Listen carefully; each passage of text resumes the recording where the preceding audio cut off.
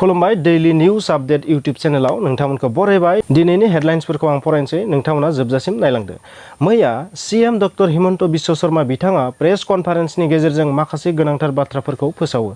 बिथाङा बुङो दि आसामा भेक्सिननि आंखालनि थाखाय सानसेयाव 50,000 सुबुंखौल'सो भेक्सिन होनो हानाय जादों।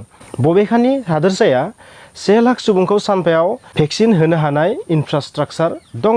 बिथाङा आसा होदों दि फैगौ दानफ्राव भेक्सिननि आंखाला जोबगोन होनना मोनसे आसा होदों। गिबि मन्थ्रिया मिथिहोयो दि मैयासिम आसामाव 35 लाख सुबुंखौ भेक्सिन होनाय जाबाय। बिथाङा मिथिहोनाय बादिब्ला हादोरनि भेक्सिनजों लोगोसे स्पुटनिक भेक्सिनाबो आसामाव सफैबाय आरो जायडासनि भेक्सिनाबो थाबैनो सफैगोन होननानै मोनसे आसा होदों। बिथाङा मिथिहोबावदि फ्रि भेक्सिन होनाय खामानिया हादोरसायाव सोलिबाय थागोन।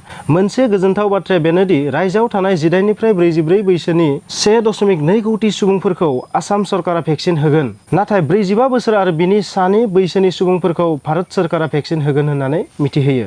बिथाङा मिथिहोबावदि 1.2 कोटि सुबुंखौ फ्रि भेक्सिन होनो आसाम सरकारनो 600 निफ्राय 800 कोटि रांनि गोनांथि जागोन। बिथाङा मिथिहोबावदि प्राइमारि स्कुलनि फोरोंगिरि, कलेजनि फोरोंगिरिफोर, एग्रिकालसारेल इउनिभार्सिटिनि फोरोंगिरिफोरा सानसेनि बेथन आसाम आरोग्य निधि एकाउन्टआव दान होगोन होननानै फोसावो। कभिड-19नि बांनायखौ होबथानो दिनैनिफ्राय आसामाव इसिं जिल्लायारि जान बाहननि थांलाय फैलायखौ फैगौ 15 सानसिम दोनथ'नाय जाबाय। अदेबानि माखासे गोनां बिफाननि मटर गारिफोरखौ बे नेमाव लाफानाय जायाखै। जेरैहाय medical, post office, police, army, Aadhaar बिफान, कभिड-19नि मावख'फोर बायदि बायदि माखासे बिफाननि गारि मटरफोरखौ बे नेमाव लाफानाय जायाखै होननानै बुंदों।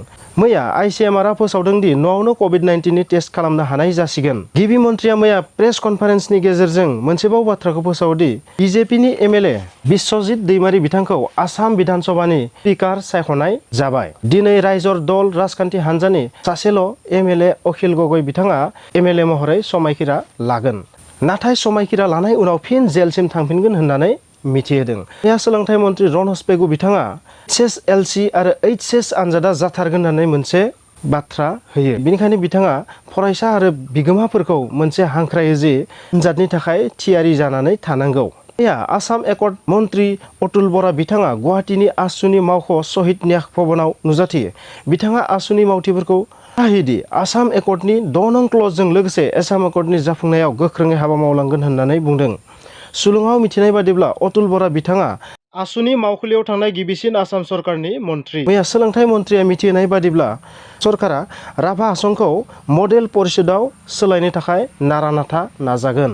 मैया आलफा सादिननि गाहाय परेश बरुवा बिथाङा आसामनि टिभि निउज चेनेल निउज लाइभआव जेरिन हुसैनजों रायलायनायाव खोथा होयोदि रितुल शइकिया बिथांखौ 100 घन्टानि गेजेरावनो एबा सानसे एबा सानब्रैनि गेजेरावनो न'सिम मोजाङै मोजां सफैगोन होननानै खोथा होदों।